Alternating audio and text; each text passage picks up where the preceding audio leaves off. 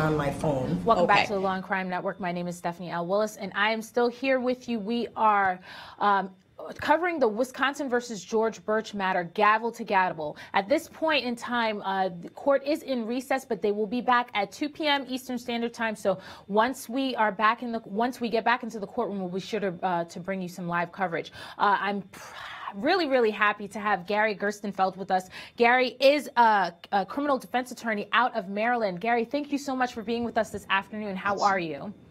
Absolutely. Good to see you, Stephanie. Same here, same here. So before we got on air, we were just talking, and you were providing me with some great content about this case. And you were telling me about one of the areas where you feel the prosecution went wrong in this case. Let's talk about it. Sure.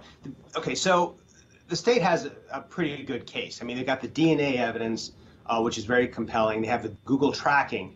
And these are accepted technologies, and they've done a very good job of bringing that in. And Scott Stabens, the defense attorney, has had a very difficult time because you have to kind of acknowledge the Google tracking, and they have to also acknowledge the DNA because it's such powerful and strong evidence. But here's where the state kind of made a blunder.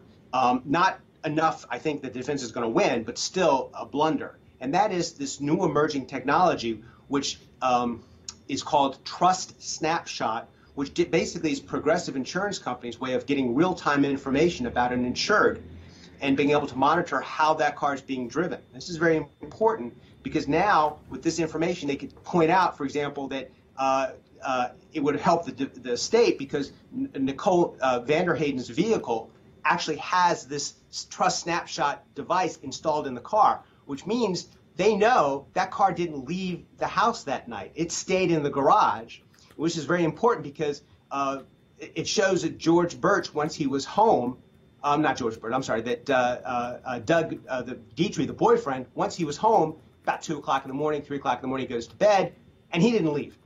And we know that because his car was still at the bar of the watering hole. So we know his car didn't go anywhere. We know he stayed home. We know that the girlfriend's car didn't go anywhere.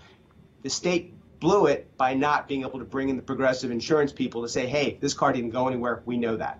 Well, you know, I think you brought up a great point, the fact that they did not bring in an expert. And I think that, you know, usually, as a former prosecutor myself, we've had this case from the very beginning. It's not like we're coming in as a defense attorney where sometimes you get these cases at the very last minute. But the prosecution has had this case for a while, so they should know their case, and they should know who they need to bring into the courtroom in order to have certain evidence admitted. Now, we know in this case the fact that they got a lucky strike here earlier in the beginning in regards to the Fitbit evidence that they plan on admitting. Some of the Fitbit, not all of it. Exactly, some of the Fitbit evidence. Stephanie, let me. I agree with you. So here's the point. Where this case is so interesting is the fact that technology now is making prosecuting very different. You know, if you look at this case, the first suspect was the boyfriend. Well, anytime a wife is dead, you look at the husband's dead, you look at the wife, girlfriend, boyfriend. And in fact, Doug was originally arrested and charged with, or at least he was being charged or held in connection with the murder. And then the DNA evidence and the DNA evidence and also the Google dashboard, which they got, lucky break on, that suddenly now George Burch enters into the picture, and they let him out, and then George Burch finds himself in a hot seat. Right. But the emerging technology is with the DNA and the Google stuff, that's kind of accepted technology now. Okay, so that the state had, and they were kind of ready for. But the Trust Snapshot and this Fitbit, that's kind of emerging stuff. And the judge was concerned about not letting in the Trust Snapshot stuff in because it was sprung too late, as you point out. They should have been a little more on their game, brought that information in, brought the Progressive Insurance people into the case a lot earlier. They didn't do it, and now they don't get to use that information, which gives the defense some argument they wouldn't otherwise have.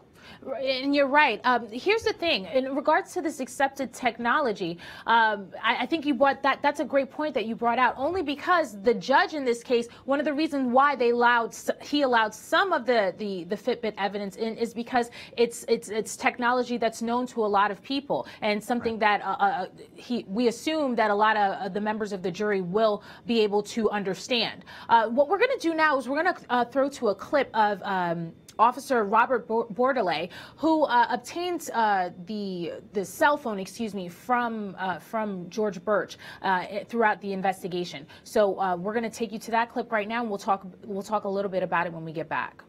And based on that, you were following up to obtain more information from the vehicle owner and the person who may have been using the vehicle regularly. Yes. You know the location of the hit and run? 400 block of Bader Street. On the east side? Yes. As part of your investigation in the case, did you ask Mr. Burch to provide some information to you? Yes, I did. He had indicated that he had been texting a friend of his that lived over on Bader Street while he was at the bar. At some point, I asked him myself, and my lieutenant asked him if he would be willing to show us the text messages between him and his friend. And did he do that? Yes, he gave us permission to look at his text messages. And at that point, I asked him if I could just take his phone to the department, have one of our analysts download the information off the phone just to make it easier to search through all the information. Did you ask Mr. Burch to fill out a consent form? Yes, I did. And did he complete a consent form for the download of his phone? Yes. Mr. Bordelais, I'm showing you what's been marked as Exhibit 124. Can you identify that? So the City of Green Bay Police Department consent to search form. Does that form involve the consent to search the cell phone that Mr. Burch provided to you? Yes. In fact, that's indicated on the form. Yes. After you received the form and the phone, what did you do? Well, I took a written statement from Mr. Burch, and then I stopped at Richard Cranium's bar, spoke with the owner, looked at some of the video footage from the night before. He indicated he would download the footage for me. I left him a USB stick, and then I drove to the police department to have the phone information downloaded by our analyst. Ultimately, with respect to the hit and run incident, do you know how that was resolved? The case was closed out pending further information. I wasn't able to determine if the vehicle was stolen, who'd stolen the vehicle. And with respect to the fire, were you able to obtain any information regarding that? I did speak with members from the fire department, but based off of their report that was completed at the time that they arrived on the scene, I wasn't able to use any of that information to solve the vehicle fire or the auto theft. And did they actually provide information that it's possible that the equipment in the vehicle was responsible for starting the fire? I mean, I got a copy of the report, and based off of the information that was on it, it was inconclusive as far as I could determine. Thank you. No further questions at this time. Thank you. Cross-examination. Yes, thank you. Officer Bordelais, this incident that you've been talking about, this was in June of 2016, correct? Yes. Do you remember the exact date? Was it June 8th? June 8th. Welcome back correct. to the Law&Crime Network. What you just saw was testimony from Officer Bordelais, who was the officer who essentially obtained the cell phone, or George Burch's cell phone. We do know that he gave permission to Officer Bordelais to look through his phone. As a matter of fact, he did provide a written consent form. Now, Gary, let's talk about this a little bit. You know, this is something that we always tell our clients, you know, hey, if you're in trouble, call me. Let me know that there's something going on, because now look at what happened. He provided a consent form. They were allowed to go through his phone, the entirety of his phone. Tell us why that's a good or a bad thing. Well, this was a different police department. Right. This wasn't the sheriff's office. This is the police department in another case. This case had to do with a hit and run. Right. And apparently George felt like he wasn't guilty of the hit and run, and he felt that he was safe in providing the cell phone information. What happens is once you give up that information, other police departments have access to it, and that's exactly what happened in this case. He gave consent for that data to the police department, and that permission, that consent form, is pretty broad. It allows other agencies to come in and look at that same data. So there was no violation of his constitutional rights. But you're right. If you are the target of a criminal investigation, always the smart move would be call your lawyer. But in the case that the cell phone was originally turned over for was about a hit and run, unrelated totally to the death of Nicole Vanderheiden. Right, but I mean, if you're the defendant in this case, you have to absolutely know, hey, the police have their hands on my cell phone, so they're pretty much going to look through everything, not just what I tell them that we're here to, not just what they're here looking for. They're going to essentially look through everything. So you're absolutely right. Did you want to say something? And they did. Absolutely, they did. And that's what led them over to him in this case, unfortunately. Well, fortunately for the prosecution. So what we're going to do now is we're going to jump to a totally different case. We do know that we're still in the lunch break for Wisconsin versus George Burch. We expect the court to resume back at 2 p.m. Eastern. But in the meanwhile, what we're going to do is we're going to talk about some pretty interesting developments that happened over the weekend, or last week, I should say. And what we're talking about is the NCAA. I mean, March Madness is coming up, so I hope everyone has their brackets written out. I don't yet, but I will soon. But Gary, let's talk about this NCAA and the 13th Amendment. This is not the first time that the NCAA has been sued in regards to payment for athletes. First, let's talk about this a little bit. Give me your opinion. Do you think, just in the broad general sense, not even discussing this case, do you think that athletes should be paid? College athletes are performing a job. It's $1 billion industry, and they don't get a dime, not even off the jerseys that bear their name. What I think about it is yes, but more importantly, and this is the part that big college basketball knows, if this case ever saw the light of day of a jury, and you heard the compelling stories about these college kids coming from generally modest family backgrounds, busting their butts to play in the fantasy that they're actually going to make it to the professionals and finally make the big money, and they are working their tails off and they're not getting a dime. If that ever got in front of a jury, forget about it. Big college basketball knows they'll lose, and that's why they fight the fight they do right now. It's no different than big tobacco. Absolutely, I have to agree with you. It's something that's really absurd, something that has gone back and forth for a while. And as you stated, we know the NCAA and even the colleges are making a great deal of money off the backs of a lot of these athletes. And we do know it's approximately 1% of them that will actually make it into the pros. At this point, they are, I guess, the NCAA and the colleges say that they should not be paid because it's at this point that they are considered amateurs. That's the only reason why they're considered to be amateurs is because they're not paid. But yet the schools are getting paid. And I think that you're absolutely right. The fact that if this is bought before a jury, go ahead. I'm sorry. Stephanie, you're absolutely right. Look, think of it this way. There's no difference between big college basketball and big tobacco. Think of it the exact same thing. It's a money-making business, and they want to keep the money. Okay, They want the money to come in. These colleges absolutely want, and the marching orders to their lawyers, these are $1,000 an hour lawyers for the partners, $500 for associates and senior associate, $800 an hour. That's a drop in the bucket. This is a $1 billion industry. They'll happily pay those legal fees. And their goal here is very simple. Keep this case out of court. Keep this case out of ever seeing a jury.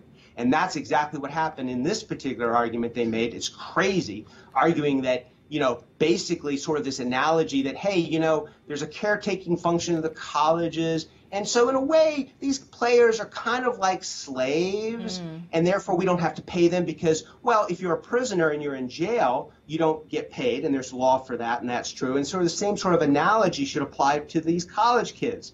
Never mind the optics of how awful that sounds. Yeah, It's a horrible analogy. So just to get our viewers up to speed, what I do want them to know is a lawsuit was filed by former NCAA athlete Lawrence Poppy Livers, and what the athlete did was asserted that scholarship students who play sports are employees and they deserve pay. So particularly what Poppy was asking for is the fact that they should at least receive some work study. I know that when I was in college, I received work study, thank God. But at the root of their legal argument in their motion to dismiss, the NCAA is relying on one particular case for why NCAA athletes should not be paid. And that particular case is Van Skyke versus Peters. And in that case, Van Skyke was a prisoner. Now, under the 13th Amendment, I'm going to read to you guys what the 13th Amendment says. It says, neither slavery nor involuntary servitude, except as punishment for crime whereof a party shall have been duly convicted. Meaning that there's no slavery, no involuntary servitude, except for people who have been convicted of crimes. And so what we're having in this case is that the NCAA has cited a case in which prisoners are not being paid. And so they're likening scholarship athletes to prisoners. And so this can go bad in two ways. One, we're comparing students to slaves. And two, the fact that we know a lot of the, I don't want to say all of the student athletes, but there are a great deal of black and brown student athletes. So when we're putting both of those things together, it's not really a good look for the NCAA. What are we saying here, Gary? Stephanie, you got it absolutely right. And let's be clear about this, okay? The vast majority of these kids that are playing college, and we're talking big college basketball. Right. I mean, again, don't forget, it's a $1 billion business, okay? And these kids make not a dime. And I can't, even on the jerseys that bear their name, they're not allowed to make any money at all. So all the money goes to the colleges. The coaches get a decent salary, but the colleges are keeping the money, okay? And they don't want to share the money. They don't want to share the money with all these players because that'll dilute what they get, okay? And they're very clear about that. So there was a bunch of arguments that their lawyers made. It's like a shotgun. Again, the marching orders are very simple. Keep this case from ever seeing the light of day of a jury because like big tobacco, they know how this will play out. These kids have heart-wrenching stories. I've seen stories of kids, they practice. Some of these kids are eating, some peanut butter and jelly sandwiches. I mean, just, they have no money. They're going to these colleges. They're not allowed even a stipend. Right. Their time for class, forget about it. In the top 10, these top colleges, the level of professionalism they want from these players requires almost 100% commitment to the game of basketball. It is a full-time job. And if that part of the story ever got in front of a jury, big college basketball is dead in the water. They know that. So they take a shotgun approach and they make a billion arguments. For example, they say, well, one of the arguments they made is, well, when you took the gig here as a student athlete, you knew you weren't going to get paid. What are you complaining about? That's one argument they're making. Right. And then on top of that argument, they're making this 13th Amendment. Hey, we got a caretaking function. You're kind of like a slave. And the opposite of that is that most of these kids we're talking about are African American. And we're basically saying that they are essentially like prisoners or somewhat like slaves, which was the prisoner argument as to why, they don't get paid because in a sense they're like slaves. And that same argument is being made now with college basketball players. Well, here, I think that the argument here, it kind of cancels out itself because I want to read to you what a part of the argument that they made. They said that the appellants in this case have not, and quite frankly cannot, allege that the activities that they pursue as student athletes qualifies as work sufficient to trigger the minimum wage requirements of the FLSA. Now, they're saying that the activities that they do don't qualify as work, but yet they're talking about the 13th Amendment, whereas the work that can be done should not be paid. So explain this to our viewers. Are they working or are they not working? They're working. They're working. What they're saying is an intramural game. Like if I go play, I'm not great at sports, so I'm not going to be on a big college basketball team, but I might play college basketball with my friends, and maybe I might play another team, and we're playing each other, and we have our own rules. and regulations that we make up ourselves, but it's just us playing game. Of course, not getting compensated for that. This is a whole different situation. This is an entire system that's organized and ruled not by the college or a specific university, but by an entire conference with rules that apply to all the colleges, all the universities, and that are part of this game. Not every college or university, you have Division I, Division II. Primarily what we're talking about here is these Division I teams, these super elite universities, where maybe not elite universities, but elite franchises. And they are absolutely working under any definition of employment. Again, the optics,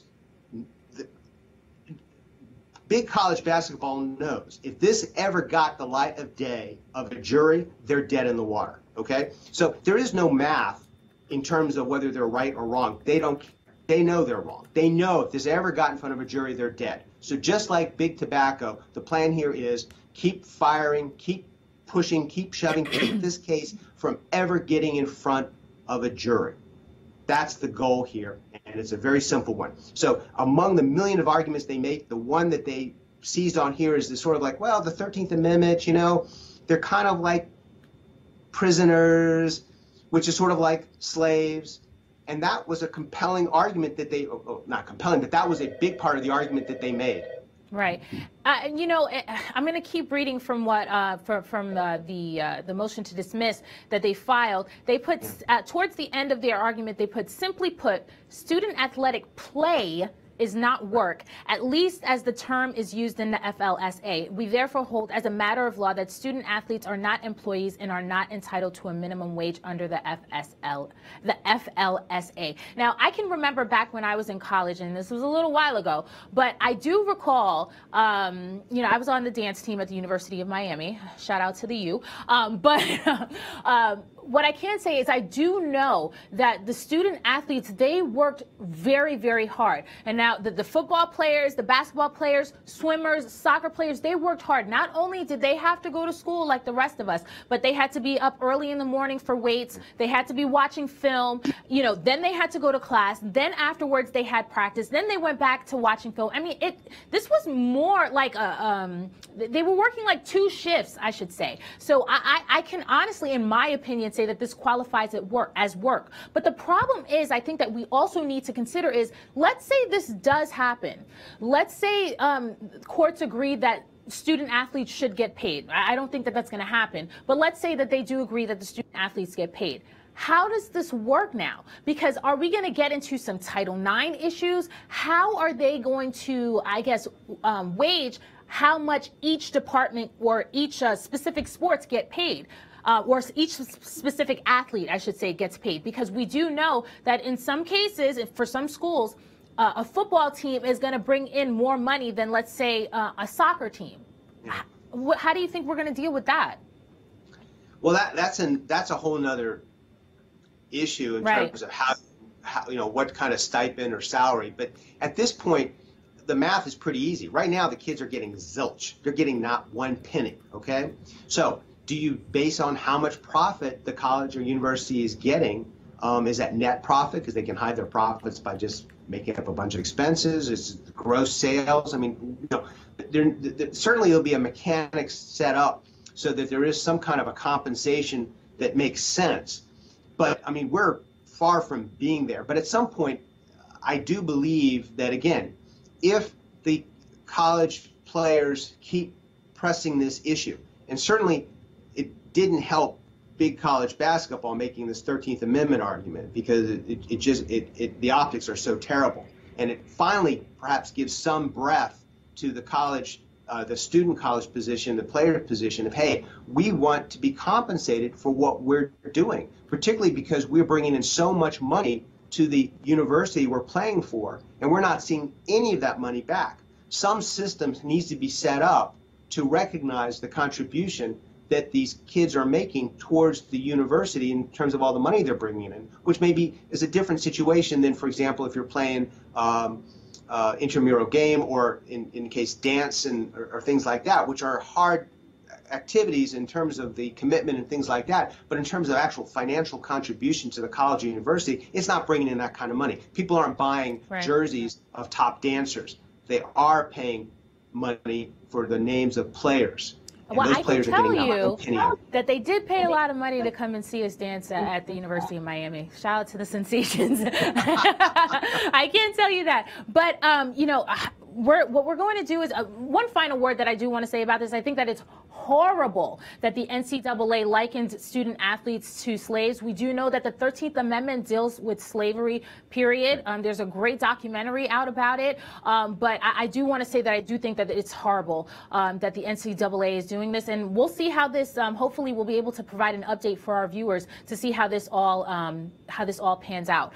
What we're going to do now is we're going to take you to a commercial break. But before we go to the commercial break, when we come back, we're going to discuss how a teen who said she was abducted and raped by black men, how she pleads guilty to lying about it. So it should be interesting.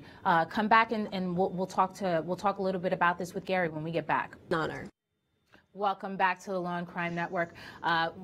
We promised you when we came back from this commercial break, we're going to talk about a teen who said that she was abducted and raped by black men, and she pled guilty to lying about it. This teen's name, her name is Brianna Harmon. She's out of Texas, and she claimed that she was raped by 3 black men in last March, and she's recently admitted to making it all up. We still have Gary with us, and thank God, because Gary, this is a case that I know that we're gonna have a great discussion about it.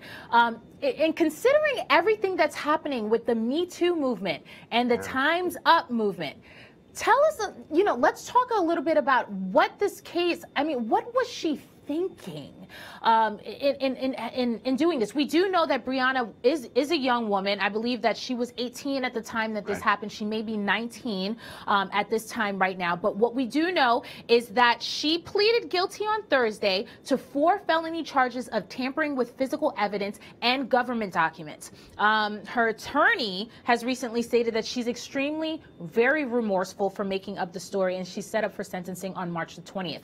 But okay, you lied about it, but here's the thing, what is the deal with saying that it was black men? This is not the first time that we've seen something like this happen before. We've seen other cases like this, but it just seems like this is just a repeat. This has happened all too frequently, where individuals are saying that they are abducted and raped, particularly by black men. First, let's talk about the legal effects of this. How does this go into when we're investigating cases? Excuse me, when the prosecution is investigating cases, or when the police department is investigating cases? How do lies like this affect investigations?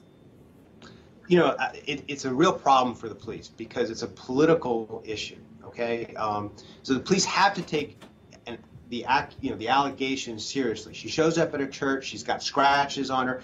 Here's what happens. She shows up at a church. She kind of wanders in. She's wearing a shirt, a bra, and underwear, and that's it. She's got scratches all over her body.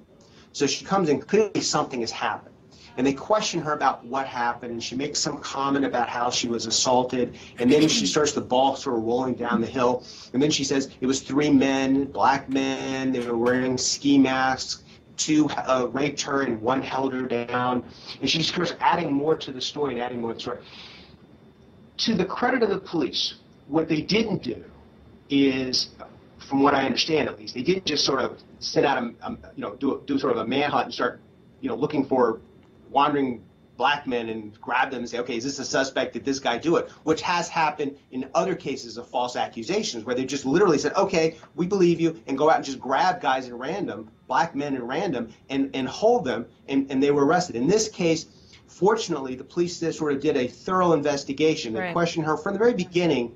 They started having questions with her story, and then also, too, the sexual assault team that checks her out, her story wasn't making sense because she didn't show evidence in terms of a forensic sex evaluation. They didn't see evidence that she'd been sexually assaulted, which was somewhat inconsistent with what she claimed in her story. So right away, they started to have questions about the credibility of her story. They didn't call her a liar. They didn't call her out on it. They continued to question her and try to develop the facts as they understood it, and then point out the inconsistencies until eventually the story fell apart.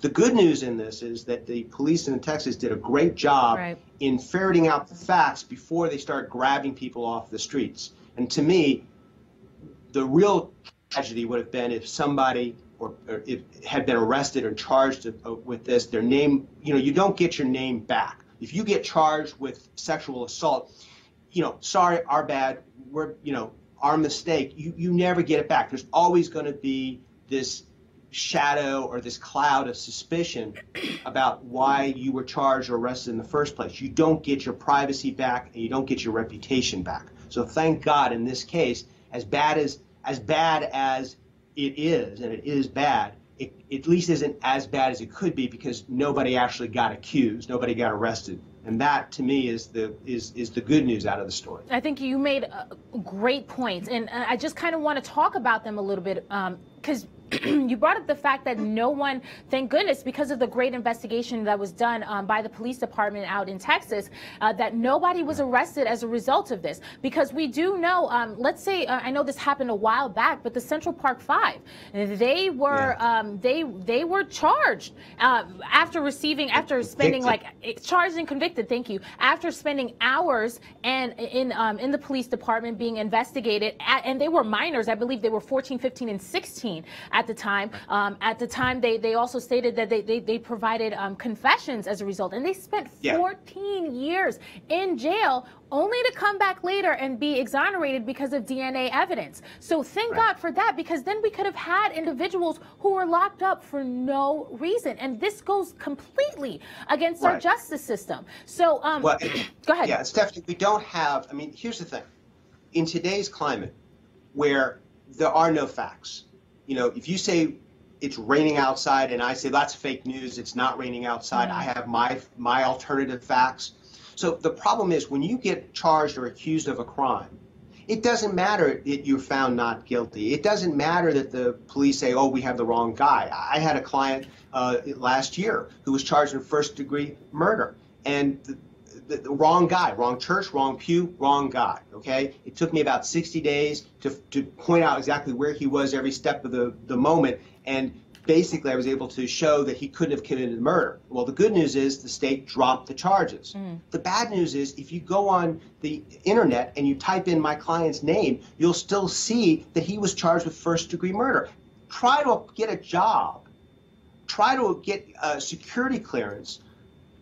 Try to do anything with your life with something like that hanging in your background. It is something that you'll have to carry the rest of your life.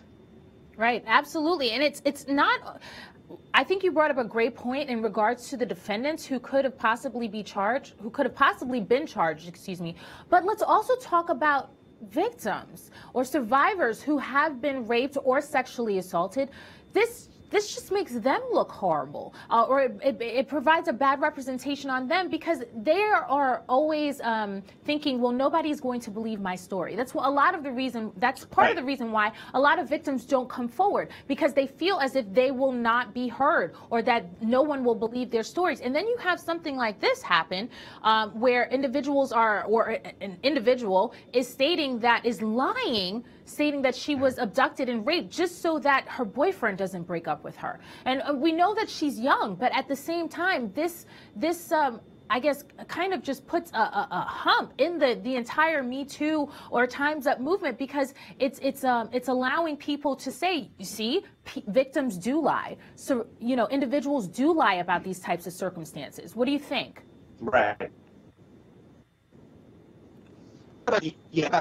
What we're talking about is where there's been a relationship between the abuser and the abusee, where the abusee has maintained silence because of the relationship. For example, the kids that were, the gymnast, the Dr. Nasser, they trusted him, and they were seeing this doctor for a long period of time and being repeatedly molested by Mr. was going on for years, literally decades, and involved hundreds of kids. So if you're an individual kid and you're like, I was molested, how do I go forward now and tell my story? And am I complicit in this because I maintain some silence? That's what the Me Too is really about. It's about the fact that that the abuser was able to keep me silent, and because of shame, because of embarrassment, because whether people believe you or not. When you have something like this out of Texas, where you have a young woman who, it fuels the fear that if I come forward, particularly where there's been a delay, and now I come forward and I make this accusation, I fear that no one's going to believe me. Mm-hmm. And in fact, when you stop and you see, and you can watch how the press has treated individuals who've been accused of something. It starts off with one person makes the accusation, and the press says, well, we should reserve judgment. Then a second person makes the accusation, well, maybe there's something here. And then the third, the fourth, the fifth, and suddenly, this guy's kind of a monster. And you watch, but with a first person, the brave person that comes forward, the second person that comes forward, those people, it takes a lot of commitment or confidence and courage. Right. When you have something like this happening in this incident here, it makes it that much harder. Right, and I have to agree with you. In discussing this case and kind of bringing it back to originally what you talked about in regards to the actual police department doing a great job in their investigation and no one ultimately being charged, and they're doing a full investigation to realizing that she was ultimately lying about the situation. I want to bring in a case that happened a very, very long time ago, but has been significant into, especially during Black History Month, but significantly into civil rights. Emmett Till, recently it was discovered that Emmett Till's accuser admits that she had lied in regards to the cat call or the touching that he allegedly did, which which ultimately led to his death. So, we're just seeing to the extent as to how lying about certain situations, whether it's rape, whether it's abuse, whether it's sexual assault, anything, lying about these certain situations can have horrible effects, and that is one of the horrible effects that could happen. And thank goodness in this case no one was arrested, no one was charged, and so in this instance we have the person who should be going to jail, and that's her. I doubt that will happen, though. She'll probably receive some type of probation, but at least we do know that the prosecutor's office and the police department is taking this matter seriously, and I think that they did a good job. Gary, what we're going to do now is we're going to cut to a commercial. We're going to take a little bit of a commercial break, but before we do, I want to let you know that we will be speaking with our senior trial producer, Kathy Russin, in regards to what happened in the Farrington trial today. So stick with us and we'll be back in a moment.